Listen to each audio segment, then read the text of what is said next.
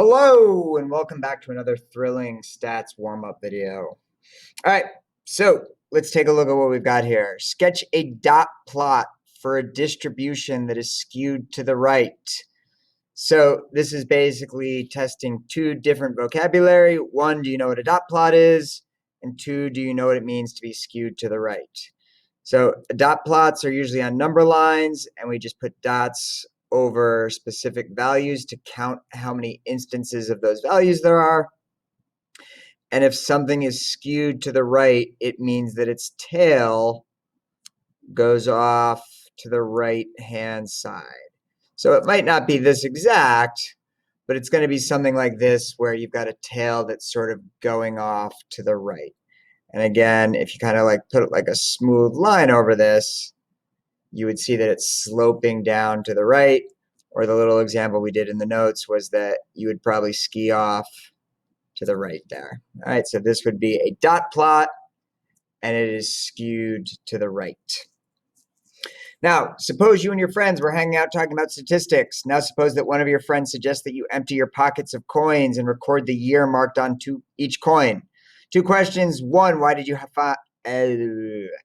how did you find such cool friends? Two, which way would your distribution likely be skewed and why? All right, so you're taking coins out of your pocket. You're looking at the year. Which way would your distribution likely be skewed and why?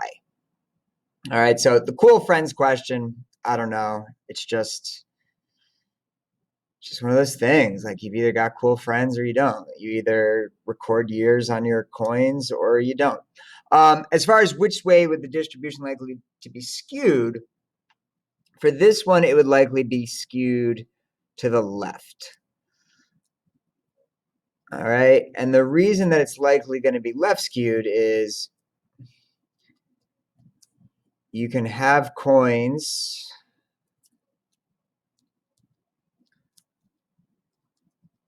from the distant past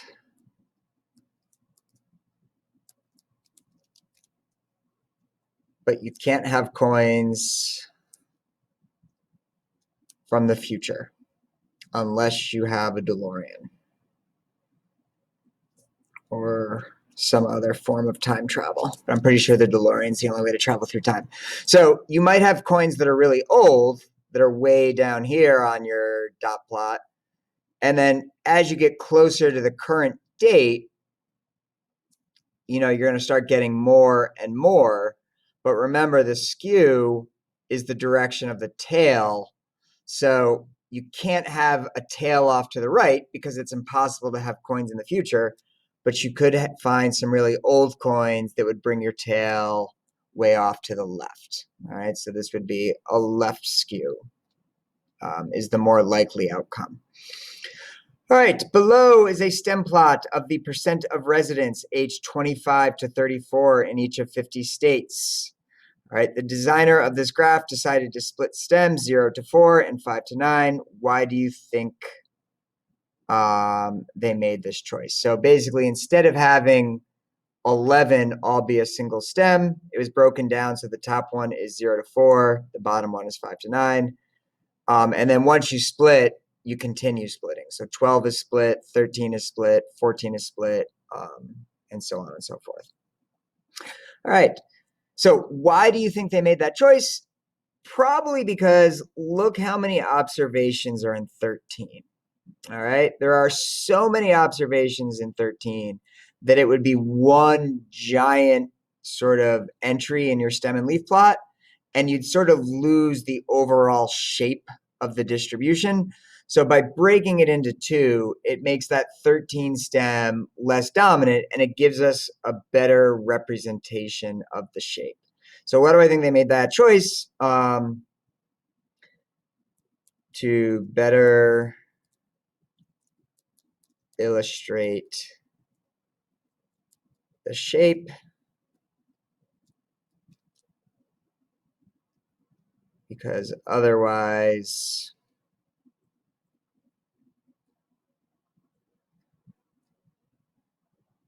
the 13% entries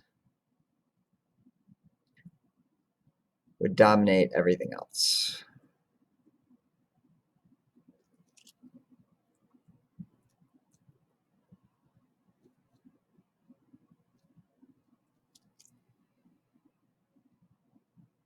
Okay, so describe the shape, center, and spread of the distribution. Are there any outliers?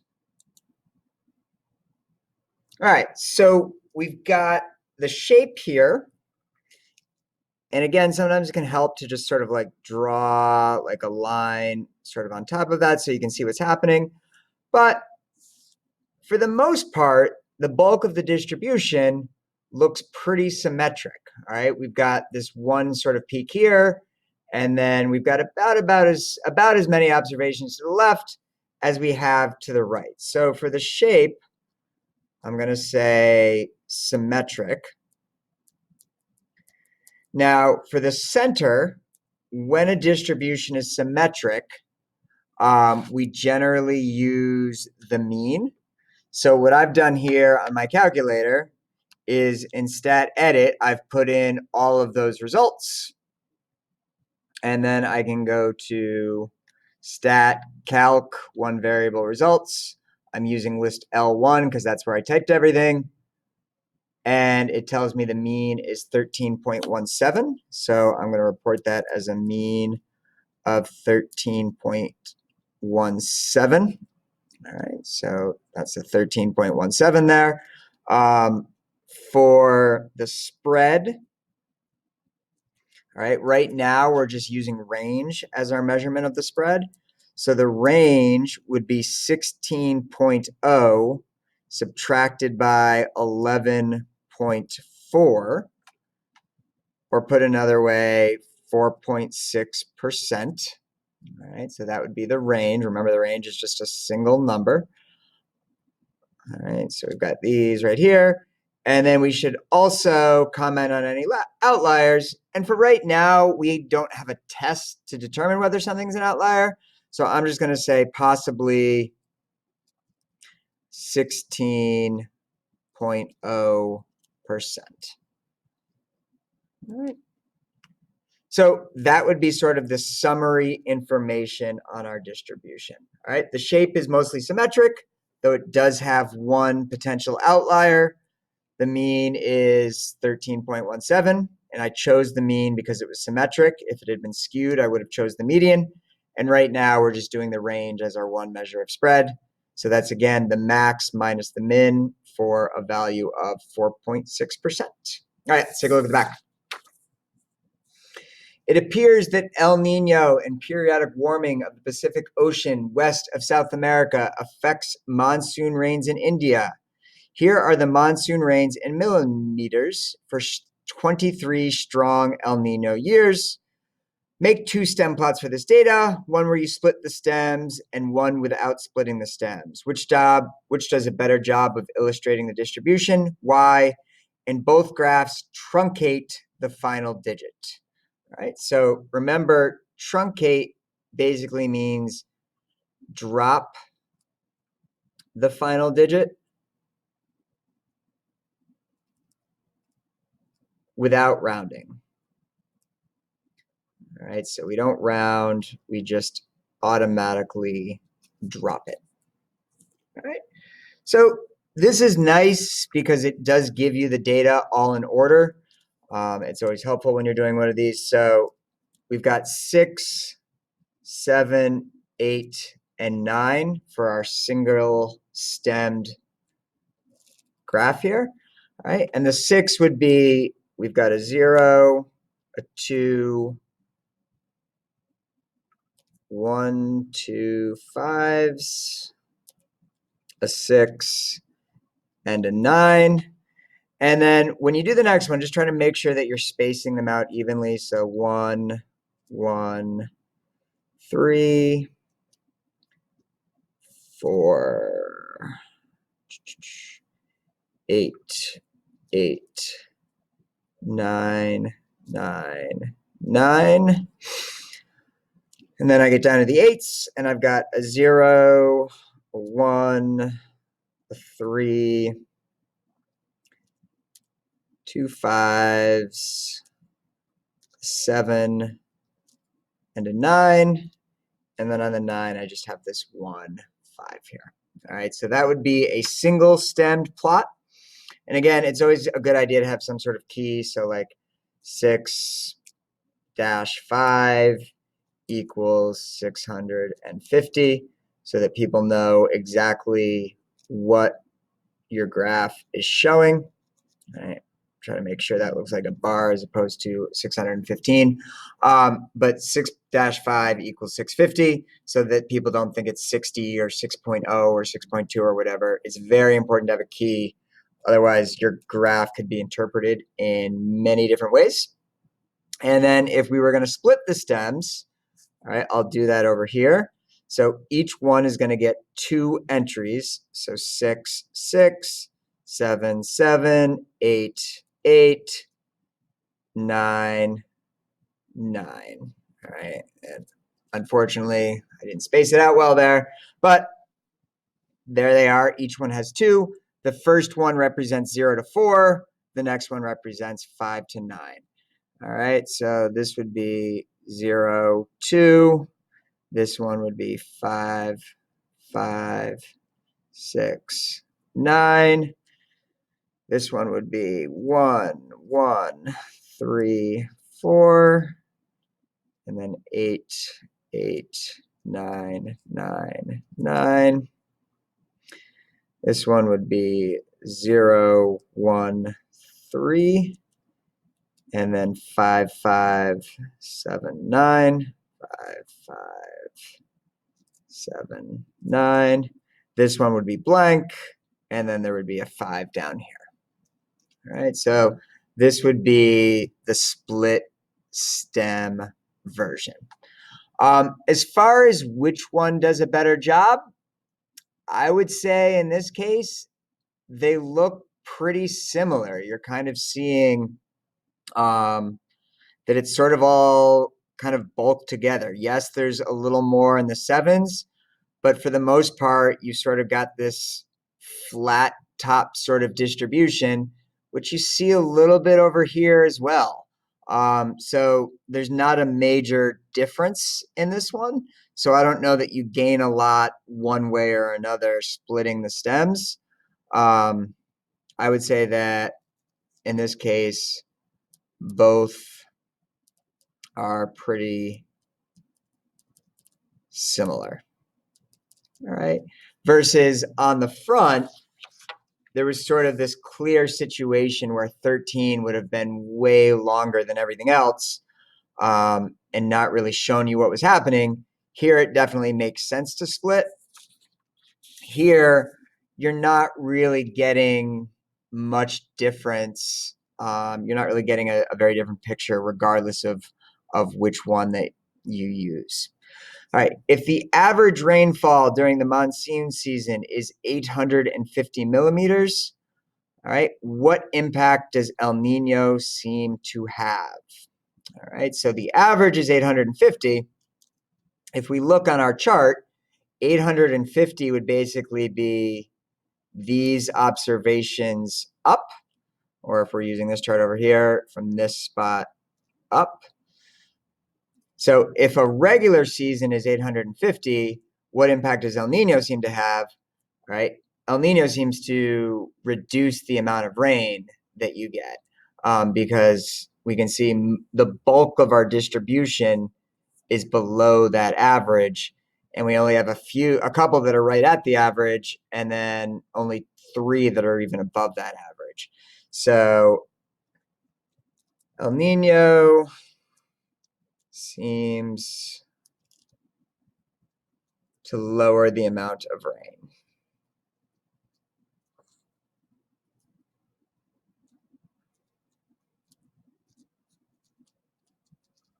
Okay. And then last but not least, number 5, here are the scores of games played in high school Class A basketball games. Here are the scores of games played in high school Class B basketball games. Make a back-to-back stem plot to compare the scores from the 32 Class A teams and the 24 Class B teams. All right, so For this one, it doesn't tell us whether or not to split the stems. So that would kind of be up to you and sort of what you thought was the most appropriate. But with a back-to-back stem plot, your stems go in the middle. And then on each side, you would label which one you're looking at. So this could be our class A side. This could be our class B side. Now with this one, you have to be careful because it's just giving it to you as like random scores, and you have to sort of make sure that you don't miss anything. And that you do it in order. So the first thing you'd want to do is scan through these and find the smallest score possible to make sure that you set it up correctly. And it looks like it's this 38, unless there's a shorter one down here, 36. But still, it's going to have the same stem. So our stem is going to start with a 3. And then if we look for our highest score, that's this 106 here. So we're going to have to do 3, 4, 5, 6, 7, 8, 9, and 10. All right, those would be all our stems.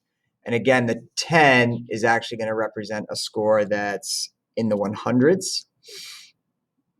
And then really, it's just kind of going through this and being super careful to make sure that you don't miss anything. So if I'm doing class A first, all right, let me see. Any scores that are in the 30s?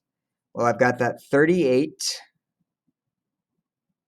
And that appears to be the only one in the 30s, so I can put the 8 there. All right, now I'm looking for scores in the 40s. All right, I see a 41, so I can put the 1 there, and I'm going to cross this off. I've got a 46 and a 47, and then 2 47s. So I'm going to do a 6 and then 2 7s. So there's the 46. There's the 2 47s. All right. That brings me to the 50s. And let's see, I have a 51, so I'll start with that. I have a 53. That seems to be the next lowest one. And then I have a 54. But again, you just want to make sure that you have some sort of, system for going through this. Like I just noticed that I actually missed a 52. So this should actually be a 2. This should actually be my 3. And this should actually be my 4. All right, so when they're not in order, you do have to be careful because it can be very easy to sort of make a simple mistake, and then that's going to throw off your chart. So let's pick it back up. I've still got to do the 55 and the 56. Okay, so then we've got a 5, a 6, and an 8. So the 5, the 6, and the 8. And then we just keep going from here. All right. So at this point, it's not really like, how do you do this? It's a question of just going through and making sure that you don't make any mistakes. So what I'm going to do is I'm actually going to pause the recording and then just show you the finished chart after I've gone through it. So 1 second. All right, so you might notice that my paper magically changed, and that's totally not because I goofed up and had to redo it. But this is what the final chart should look like. All right, so you've got your stem down the middle. You have your Class A scores on the left-hand side. You have your Class B scores on the right-hand side. And then you have some sort of key that lets the user know or the reader know what they're actually seeing.